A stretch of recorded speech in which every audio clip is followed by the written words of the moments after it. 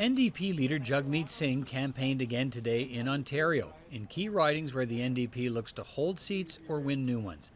At a stop in Toronto, Singh returned to a common NDP theme in this election, the rising cost of living.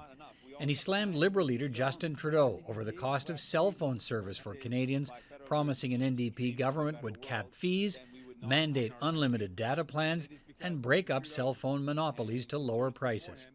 Voting for Mr. Trudeau is going to cost you. It's going to mean that he's going to continue to not take on the big telecom companies, allow them to exploit you. The polls continue to show a tight race between Conservatives and Liberals and point to the likelihood of another minority government.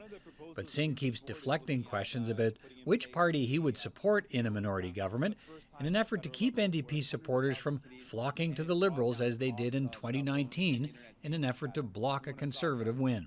So I'm wondering, are you willing to prop up the Liberals or the Conservatives in order to avoid Canada going back into an election during this pandemic in the next few months? I want Canadians to know when you vote for a New Democrat, what are you going to get? You're going to get someone who's going to fight for you. And our goal is to get the help that you need. And we've shown that in this pandemic.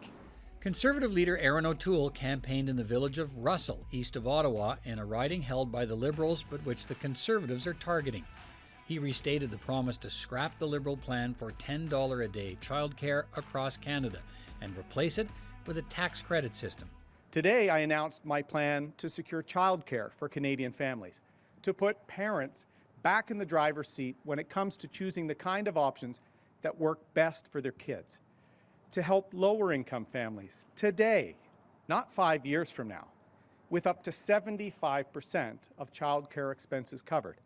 But again today, most of O'Toole's scripted comments were aimed at Liberal leader Justin Trudeau, attacking the Liberal leader again and again for calling the election in the fourth wave of the pandemic and accusing him of dividing Canadians and fighting past battles with Conservatives. Just yesterday, Justin Trudeau was at it again, refighting the battles of the past, railing against a platform and a party that no longer exists anywhere other than in his imagination. It's not 2015, Mr. Trudeau. It's 2021. And people aren't interested in the past. They care about their future. Justin, maybe you should spend more time thinking about the next 6 years rather than the last.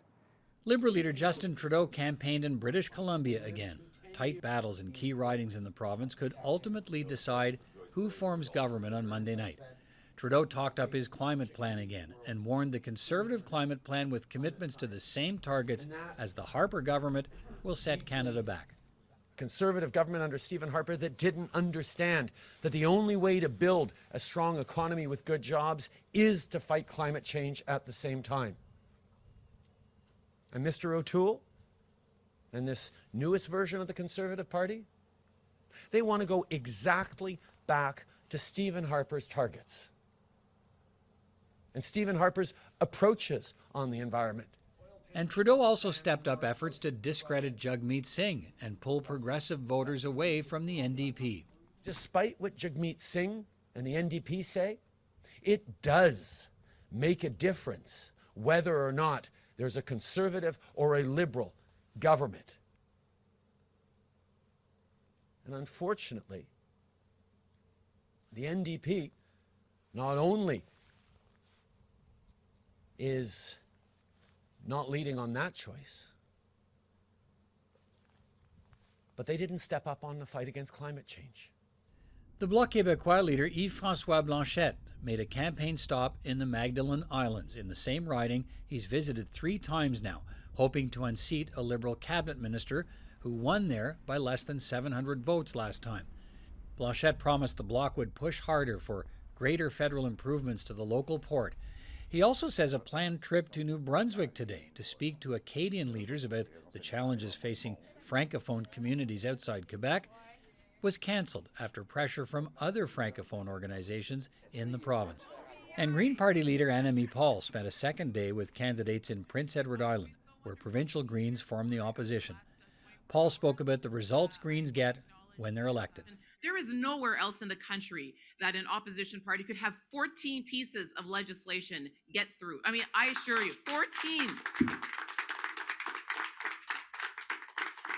Climate Leadership Act, the Poverty Elimination Strategy Act, these are groundbreaking pieces of legislation that are done when people across party lines are willing to come together and to cooperate and collaborate on behalf of people. We are here to be of service.